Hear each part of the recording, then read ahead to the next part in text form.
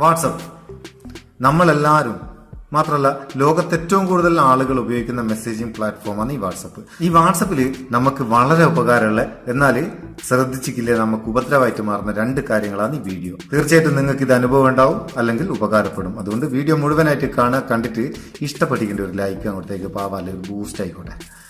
സംഭവം എന്താ ചങ്ങായി പറഞ്ഞു വരുന്നത് വിചാരിക്കണ്ട. ഈ വാട്സപ്പിൽ നോട്ടിഫിക്കേഷൻ നമുക്ക് അത്യാവശ്യമാണ്, നോട്ടിഫിക്കേഷൻ കിട്ടണം. പക്ഷേ നമ്മുടെ ഫോൺ ലോക്കിലുള്ള സമയത്ത്, ഇപ്പോൾ ഉദാഹരണത്തിന് ചാർജിലിട്ടാൽ നമ്മളെ കയ്യിലുണ്ടാകില്ല, ഫോൺ ചാർജിലിട്ടെടുത്തിലുണ്ടാകുക, നമ്മളെ പണിയെടുക്കും. അങ്ങനെയുള്ള സമയത്ത് വേറൊരാൾ ഫോൺ എടുത്ത് നോക്കിക്കഴിഞ്ഞാൽ അവർ ജസ്റ്റ് പവർ ബട്ടൺ ഓൺ ആക്കുന്ന നേരം ഡിസ്പ്ലേ ഓൺ ആവും, പക്ഷെ ലോക്കിലായതുകൊണ്ട് തുറക്കാനാകില്ല. എന്നാലും ഈ ലോക്ക് സ്ക്രീനിൽ അവർക്ക് നമുക്ക് വാട്സപ്പിൽ വന്ന മെസ്സേജ് വായിക്കാനാവും. കണ്ടോ, ഇത് കണ്ടോ ലോക്ക് സ്ക്രീനിൽ ഇതുപോലെ ആരാണ് മെസ്സേജ് അയച്ച് എന്താണ് മെസ്സേജ് എന്ന് ഇതിന്ന് വായിക്കാനാവും. ഈ ചില സമയത്ത് നമുക്കൊരു ഉപദ്രവം തന്നെയാണ്. കാരണം എന്താ വെച്ചാൽ നമുക്ക് ചിലപ്പോൾ പേഴ്സണൽ മെസ്സേജ് എങ്ങനെ വന്നെന്നുണ്ടെങ്കിൽ, ഒഫീഷ്യൽ മെസ്സേജോ പേഴ്സണൽ മെസ്സേജോ ആണെന്നുണ്ടെങ്കിൽ അത് മറ്റൊരാളെടുത്ത് വായിച്ചാൽ അത് ബുദ്ധിമുട്ടാവും. ഇതെങ്ങനെ നമുക്ക് ഫിക്സ് ചെയ്യാം? അതായത് ലോക്ക് സ്ക്രീനിൽ നമുക്ക് മെസ്സേജ് വേണം, പക്ഷേ കണ്ടന്റ് എന്താണ്, എന്ത് മെസ്സേജാ വന്നതെന്ന് വായിക്കാനാവും. അതിന് നിങ്ങൾ ചെയ്യേണ്ടത് എന്താ വെച്ചാൽ നിങ്ങളെ ഫോണിന്റെ സെറ്റിംഗ്സ് ഓപ്പൺ ചെയ്യാം.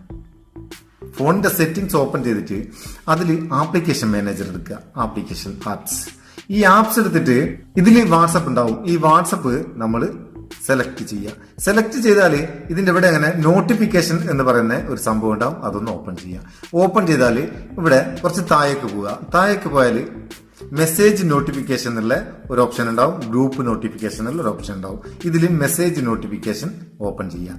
ഓപ്പൺ ചെയ്താൽ ഓൺ ലോക്ക് സ്ക്രീൻ എന്നുള്ള ഈ ഭാഗം എടുത്തിട്ട് ഇതിൽ 3 ഓപ്ഷൻ ഉണ്ടാകുക. Show all notification their content എന്ന് വെച്ചാൽ നമ്മളെല്ലാ നോട്ടിഫിക്കേഷനും കാണാൻ വേണം, അതിലുള്ള മെസ്സേജും കാണണം.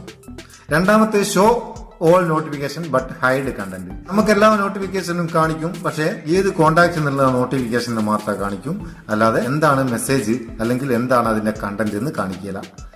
മൂന്നാമത്തെ don't show notification at all. ഒറ്റ നോട്ടിഫിക്കേഷനും ലോക്ക് സ്ക്രീനിൽ കാണിക്കില്ല. നിങ്ങൾക്ക് ലോക്ക് സ്ക്രീനിൽ മെസ്സേജ് വേണ്ടെന്നുണ്ടെങ്കിൽ മൂന്നാമത്തെ ഓപ്ഷൻ സെലക്ട് ചെയ്യാം. അല്ല നോട്ടിഫിക്കേഷൻ വേണം പക്ഷേ കണ്ടന്റ് ഹൈഡ് ആയിരിക്കണം എന്നുണ്ടെങ്കിൽ ഇവിടെ show all notification but hide content എന്നുള്ള അത് സെലക്ട് ചെയ്യാം. രണ്ടാമത്തത് സെലക്ട് ചെയ്യാം. സംഭവം തിരിഞ്ഞിരിക്കുന്നതും പറഞ്ഞ് തിരിഞ്ഞവർക്ക് തിരിയും, അല്ലാത്തവര് നട്ടം തിരിയും. ഇനി രണ്ടാമത്തത് നമ്മളിപ്പോ ഫോണിൽ ഫേസ്ബുക്ക് നോക്കുകയായിരിക്കും, അല്ലെങ്കിൽ യൂട്യൂബിൽ വീഡിയോ കാണുമായിരിക്കും.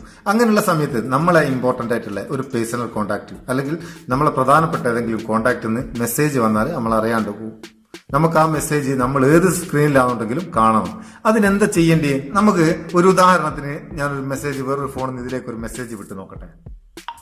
കണ്ടോ, ഇവിടെ ഒരു പോപ്പപ്പ് ആയിട്ട് ആ മെസ്സേജ് ഇവിടെ നമുക്ക് വന്ന് ഇത് നമുക്ക് ഇവിടുന്ന് വായിക്കാം. അതിന് ഇവിടെ തന്നെ റിപ്ലൈ കൊടുക്കുകയും ചെയ്യാം. നമ്മൾ വാട്സപ്പ് തുറക്കേണ്ട ആവശ്യം വരുന്നില്ല. വാട്സപ്പ് തുറക്കാണ്ട് തന്നെ നമുക്ക് വന്ന മെസ്സേജ് ഇവിടുന്ന് വായിക്കുകയും ചെയ്യാം, അതുപോലെ റിപ്ലൈ കൊടുക്കുകയും ചെയ്യാം. ഇത് നമ്മൾ ഏത് സ്ക്രീനിലാണെങ്കിലും ചെയ്യാം. അതായത് ഫേസ്ബുക്കിലോ യൂട്യൂബിലോ ബ്രൗസറിലോ നമ്മൾ ഫോണിൽ എന്ത് ചെയ്തുകൊണ്ടിരിക്കുന്നവരും അങ്ങനെ ഒരു പോപ്പപ്പ് മെസ്സേജ് നമുക്ക് കിട്ടും. ഇതിന് നിങ്ങൾ ചെയ്യേണ്ടത് എന്താ വെച്ചാൽ നിങ്ങൾക്ക് ഏത് കോൺടാക്റ്റിലെ മെസ്സേജ് ആണോ ഇങ്ങനെ വരേണ്ടത് ആ കോൺടാക്ട് ഓപ്പൺ ചെയ്യുക, അതിന്റെ പ്രൊഫൈൽ എടുക്കുക. പ്രൊഫൈൽ എടുത്താൽ കുറച്ച് താഴെ കസ്റ്റം നോട്ടിഫിക്കേഷൻ എന്ന് പറയുന്ന ഒരു സംഭവം കാണും, അതൊന്ന് ഓപ്പൺ ചെയ്യുക. അതിന്റെ മേലെ യൂസ് കസ്റ്റം നോട്ടിഫിക്കേഷൻ എന്നുള്ള ഇതിലൊരു ചെക്ക് ബോക്സ് ഉണ്ടാവും, അതൊന്ന് ടിക്ക് മാർക്ക് കൊടുക്കുക.